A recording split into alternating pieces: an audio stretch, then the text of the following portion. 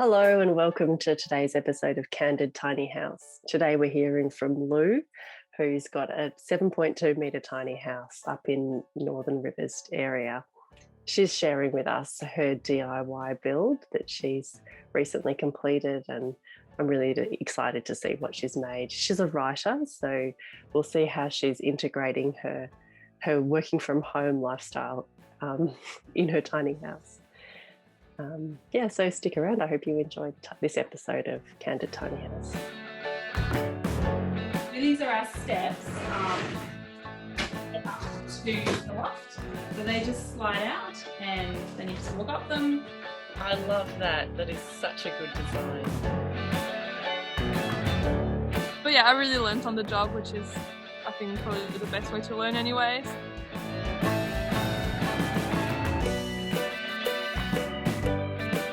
Putting the bathroom wall in, it's like, oh, it's not quite lining up. And I'm like, yeah, that was my fault from the beginning. What you see, hear, smell about each other, that just amplifies. It's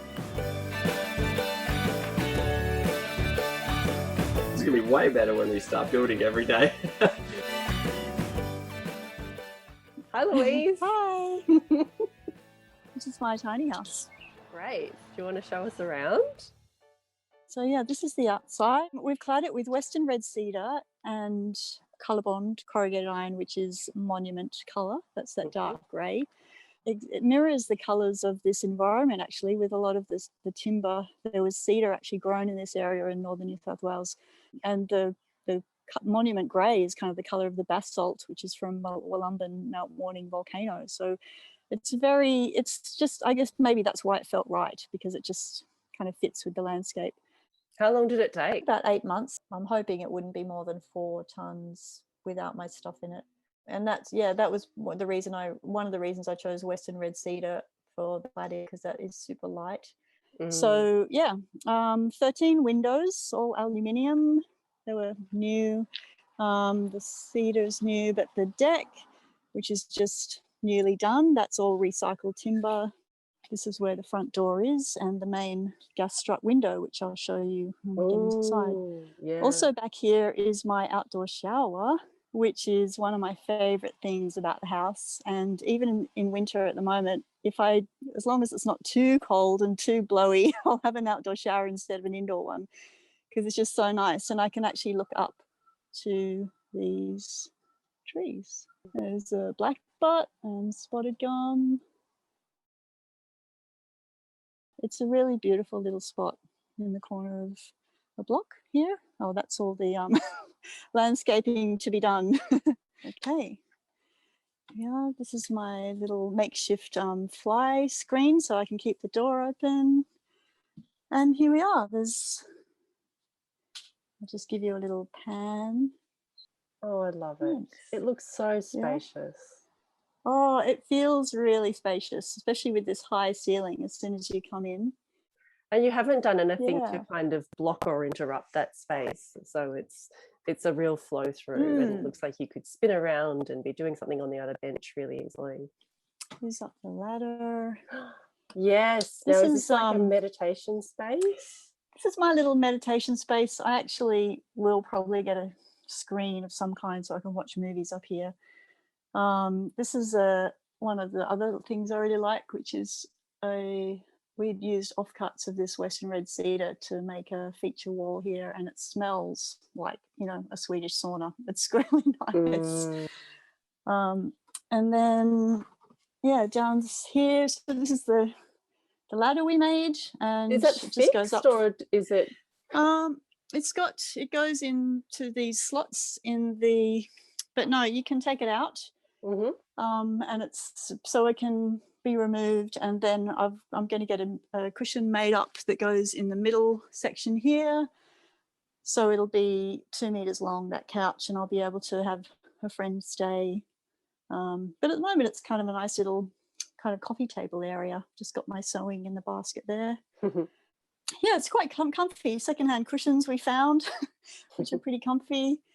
There's my desk, which has a nice view, faces north, and it's very, it's very sunny in the mornings, which is lovely. Mm. So we've cantilevered the desk, as you can see, to match the timber bench top, which is here. And this is another one of my favourite features. It's a slab salvaged white gum from a guy near here who has a mobile mill. It's 3,800 mils long and quite heavy. Big. Yeah, because it's my dining table as well as my kitchen bench and just a workbench of all kinds. I wanted it to be beautiful. And as you notice, I don't have a sink on this side. So we'll just walk down here, and I decided to put the sink on the other side so that it wouldn't be surrounded by timber, because I've seen problems with timber surrounded sinks before. So we'll just use a laminate for that. And so that's my washing up area. And I've Nice, just and got you the can hide all stove. the dishes behind your fridge. That's right, exactly.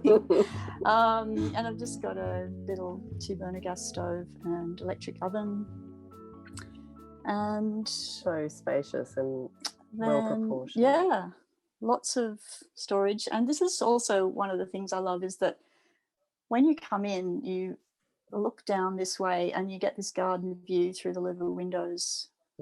I'd seen a lot of tiny houses that had, the view was a basin and a mirror and the bathroom was right there, but I didn't really want that to be visible, because I thought, because it's a hot climate up here, I thought this door will be open most of the time, so I wanted something nice to look at and also a good breeze through. So that was the reason for the louver window. And we've actually got a little feature door here. Oh, hello, to kind of offset one. all the white and wood. I decided to have a passionate blue, it's called. It is. And then in here is my little bathroom. There's the sink, there's the mirror, there's my compost toilet box.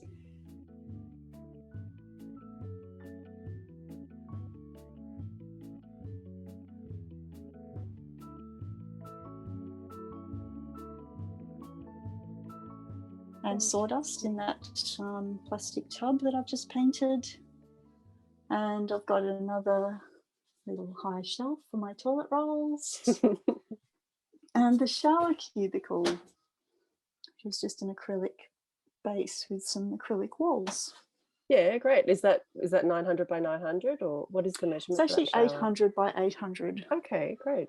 Yeah, so it was tricky to find shower base and walls that were lightweight, because a lot of them are poly marble, which is too heavy. And yeah, and so we also had to design this special cabinet or shelves. So we have access from inside the bathroom for this one, and then this pine shelf on the top is accessible, as you can see, from the kitchen. So on this side of the door. So that was because we couldn't get a shower to kind of fill that entire space up to the door. But it ended up being good, because I had that extra shelving and it didn't have to encroach on the kitchen area.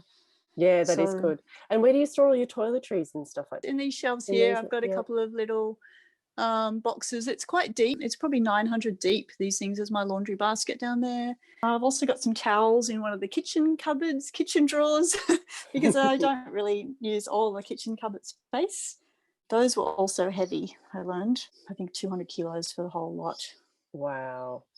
Yeah. I didn't expect that, but they're solid, and I hope they'll last for a long time. Cabinetry is just it's heavy. There's not really a way of getting around it.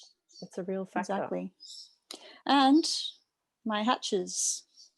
There's one here, and then there's one underneath this mat. Mm-hmm. Beautiful floors, by the way. Oh, thank you. These are recycled Blackbutt, actually.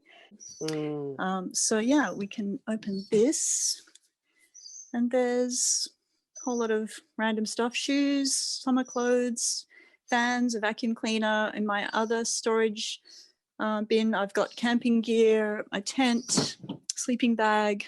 There's heaps of room. So yeah, fantastic. It's like your shed space. It's my basement. Yeah. That's right. Yeah, the one thing we didn't DIY, well, apart from the kitchen cabinets, was the stairs, which we got a local furniture maker to do. It was my design, but it was just going to be, it's so fiddly and they had to be strong and precise. And so we decided to outsource that. And they turned out really beautifully. So there's a couple of drawers, one there and one there. And then I've just got some baskets for clothes. So I basically keep all my clothes under the stairs. There's all my hanging space. Brilliant. Yeah, it's like living on a boat, actually. It's kind of small, but you just have, you know, your season's clothes, and then you put the winter clothes away in summer and put them in the basement. There's some of my, this is my little hardware shed at the moment, but I'm hoping to just clear that out soon, and I'll have a little basket for other stuff there. Tell me about this feature that's the sort of darker wood around the edge of the stairs. They're so pretty. Yes. Yeah, the wood is really big in this house. We have quite a lot of different kinds. Yeah, the timber bench is white gum. The floor is Blackbutt. We were given some Merbau, which is this shelf up here, and the detail in front of the loft and the other loft as well. That handrail is also an offcut from the bench slab, bench top. That's white gum as well. You can see it's just a beautiful like curve, and it feels really lovely. And the stairs are actually birch ply to match with the ceiling, which is poplar ply. And I chose the poplar ply because of its light color, and also this one was made with soy glue, and I wanted a healthy, it's coated with a very low tox sealer as well, but I wanted a really healthy environment because I was going to be sleeping so close to it. And then a lot of the other cabinetry with the pine, the shelves and the bathroom compost toilet and the ladder are pine, just pine panels from Bunnings. Great, it's nice and lightweight. And the cedar up there as well. And yeah, this is Merbau as well. Oh, and the desk, that actually was just a random slab from Bunnings as well, acacia, but it was stained, and we just stripped it back, sanded it, and it turned out to have all these beautiful light and dark colors. So we just oiled that, and it turned out really nicely. And just pine ply for the couch as well as the loft floors. And yeah, so we actually asked the furniture maker to put Merbau veneer on the edges of the stairs to match the light and dark in the rest of the house. So it works beautifully. Did a great job. I really like that feature. He's created all these little shadow lines as well, which just give it an extra style, I think. And yeah, it's turned out really well. Yeah, I really love the stairs, and they're just very usable. So they're 600 wide to match the kitchen bench behind it, and I think the stair height is about 269 or 268, something like that, which isn't too much. The height is usually like 175, or it's a lot lower, but a lot of tiny houses have big stairs, and I know as I get older I didn't want to be really struggling with stairs if I have sore knees or whatever. So yeah, but this is the way we got around the angle, the direction change, as most tiny houses have to. And we've also got this little bit here, which is a place to put coffee cups when you're on the couch. Necessary. PowerPoint under there. Necessary. Yes. So let's go up. Yeah, let's do it. Okay. So this is my bed loft. It's got 3 windows. So the windows at each end of the tiny are sliders, so they let maximum airflow through. And most of the other windows are awnings, as you can see, because you can leave them open when it rains. And up here, rainy season and hot season kind of coincide. So it's really important to be able to have windows open while it's pouring rain in the summer. Get that airflow. I've still got to build some shelves for this part here with some plant boxes. But at the moment, it's really comfy. It's beautiful waking up here. And yeah, I get the morning light, morning sun, and I get a view of my tiny from up here. It's so beautiful, Liz. Have you got enough sitting space in there? Yeah, I can sit in the bed really easily. I can definitely stand on my top step. That was one of the features that I asked the furniture maker to incorporate. so that I could, when I'm coming down, I'm sitting on the top step, and then I can stand, and I'm right under the ceiling, but I'm standing up now full height. So, and That's then, great. so that you're not crouching as you go down and then straightening up. And then, what I've also designed is lots of little nooks. So you can sit in bed, but this sheepskin is really nice to sit on at the top of the stairs. I've got my couch. I've got the day loft, even just sitting on the stairs. And I notice when visitors come, I'll often be sitting at the bench at one of those stools, and people will sit on the stairs at different levels. And it's actually quite a spacious space. Yeah, it's lovely. Yeah. You're really using that height dimension, aren't you, for all the different places to sit? Yes.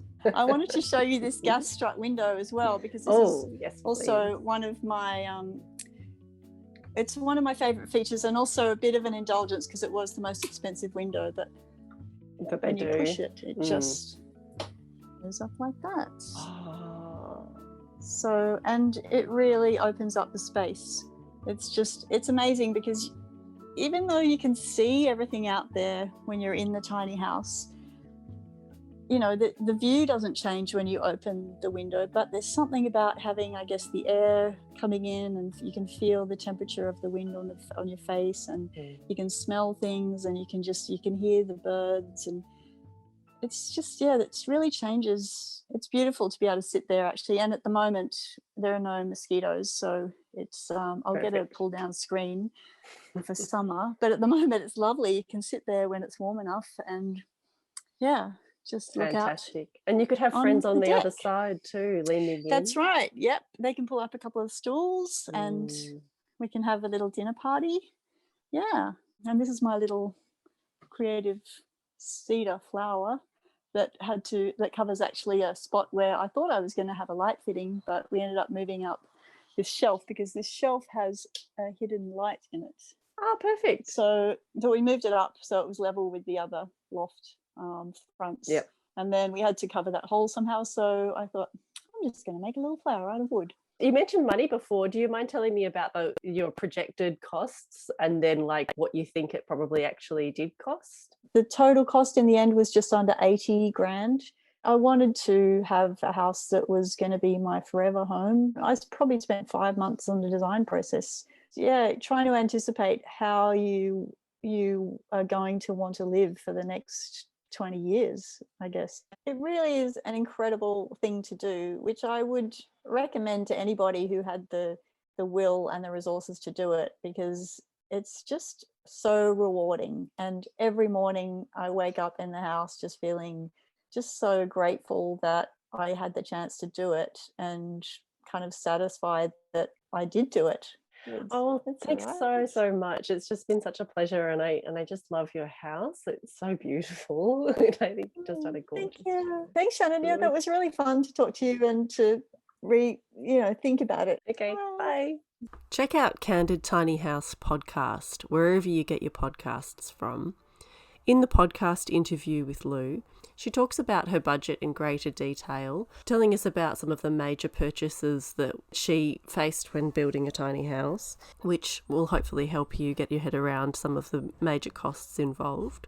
And she goes into what it was like to plan her tiny house on paper, which is a little bit of a different way of planning a tiny house. Most people use a 3D sketching program like SketchUp. We talked to her about roadworthiness and weight management, and she offers some great advice for anybody who's embarking on their tiny house journey. So be sure to pop over to your podcast feed to check out that on Candid Tiny House. Lou is an award-winning travel writer, and she has a blog called noimpactgirl.com, which is really well worth a read. In it, she talks about her tiny house build and her journey towards living in a tiny house, as well as all the other amazing adventures that she's had in her life as a travel writer. So be sure to check that out. You can also follow her as No Impact Girl on Facebook. All of the people that we interview for Candid Tiny House have bought a Fred's Tiny Houses trailer and have taken the Tiny House University course, or they've done a workshop with Fred in person. If you're thinking about building a tiny house, it's a great idea to pop over to the Tiny House University website and take the online course, because it gives you a really detailed and strong foundation in tiny house building. including some of the legalities around living in a tiny house according to different council regulations. Please feel free to share this episode and others with anybody who you think might find it really helpful. I'm your host, Shannon Schultz. Stay candid.